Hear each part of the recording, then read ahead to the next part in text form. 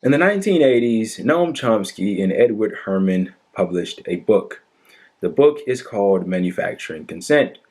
And in the book, they outlined a propaganda model in which they used to decipher, to analyze, to bring forth the truths in which that surround how the media actually operates, and specifically how they operate to the benefit of the state, to the elites, and how they give us the news in a way in which they would like for us to receive it, and how they preordain the realm in which the debates and conversations are had, straying not too far in either direction. If you read the book, you'll really understand the dazzling experience that they put on display if you were to take part in such an endeavor. But with that being said, specifically what I want to speak about in this video is something that they outlined in the second chapter of the book, that being worthy and unworthy victims. And the reason I want to do this is mostly due to what's going on today. So we've been seeing rising tensions with Ukraine, Russia, the US, that entire situation. We see the President of the United States puffing out his chest, standing up very tall, with his sanctions and other harsh rhetoric. We have Vladimir Putin doing his grandstanding and what have you. And the media as a whole is in a pretty much a frenzy.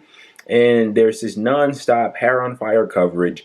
And I thought this was a perfect time to provide a quick lesson, pretty much a little bit of a reiteration of what was taught to me after I read this magnificent book. The book that I'm referring to is this one here. Maybe you can see it. There it is, Manufacturing Consent. And I want to read the first sentence of chapter number 2, Worthy and Unworthy Victims. So a propaganda system will consistently portray people abused in enemy states as worthy victims, whereas those treated with equal or greater severity by its own government or clients will be considered unworthy. I know I read that fairly quickly, so if you didn't understand what I just said, don't worry, I'll break it down right here.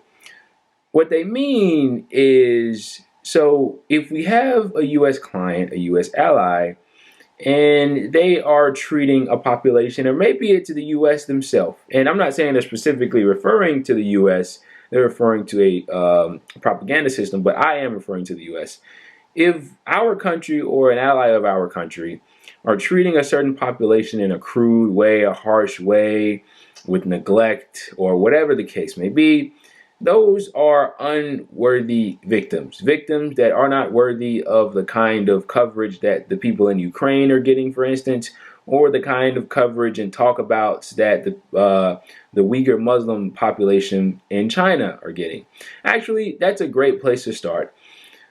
The people in Ukraine have been getting nonstop coverage because, according to the United States, they are victims of a very harsh, brutal regime under the rule of Mr. Putin over in Russia, a mortal enemy of the United States of America.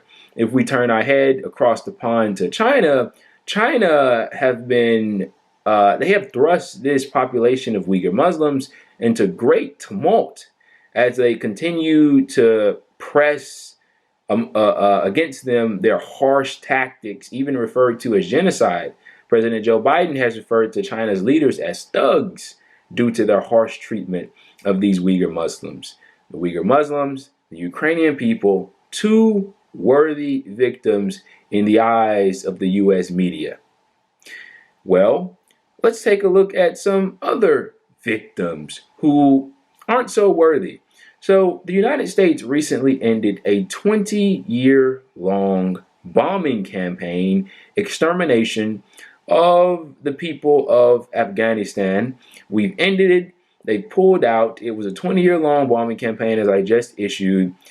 Thousands of civilians have died. So much life lost, so much carnage, essentially destroyed the region. And after we pulled out and the Taliban took over, which is something that the United States didn't approve of, they've decided that they will now starve the country. They've defunded their central bank. Workers aren't getting paid. Teachers, professors, doctors, etc. Families are being forced to sell their children in order to feed other children, their spouses, themselves. Over 1 million children, a New York Times article did a good job in outlining this for us, are set to starve over this harsh winter that they're enduring. Need I remind you, due to climate change, that region of the world is becoming more and more uninhabitable. And we're also dragging our feet on that issue as well. But that's an entirely different subject for another video. But those people in Afghanistan that are suffering even more severely than the people in Ukraine are supposedly suffering now at the hands of the Russian regime aren't getting near as much coverage. Why?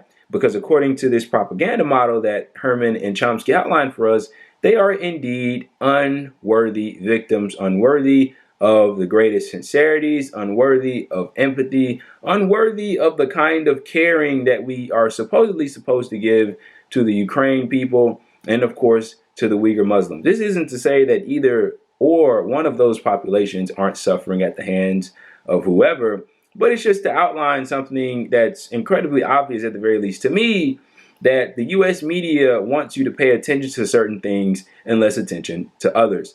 So we have the Afghanistan people as one set of unworthy victims. Let's turn to another. So one of our biggest allies is Saudi Arabia. Saudi Arabia is currently undergoing a genocide in Yemen. They are undergoing a mass extermination of the Yemeni people. They are bombing them. They are pressing other harsh tactics on them that they have been forced to incur for some time now. And we've been supplying this. In fact, overseeing this, the United States have given billions of dollars of weapons to Saudi Arabia, multi-billion-dollar weapons deals. We've backed them in this entire charade, and they're now starving the country. They have been doing that for some time with blockades, blocking food from going in and out of the country. The people of Yemen are suffering harshly. Yet you don't see the same nonstop coverage, hair on fire coverage, the reprimanding of the leaders of Saudi Arabia. Saudi Arabia, the leaders, they actually killed a Washington Post journalist by the name of Jamal Khashoggi. They got a slap on the wrist for that, and were allowed to continue their normal operations. Another sad case of unworthy victims. I can keep going. Israel, our top ally, Israel. We continue to fund their Iron Dome. We continue to throw money their way. And they oppress the Palestinian people.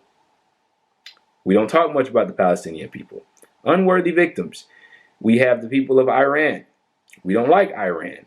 We were sanctioning medicine going to Iran. The UN stepped in and said that's economic warfare. We cannot do that. We scoffed at them and continued to do so.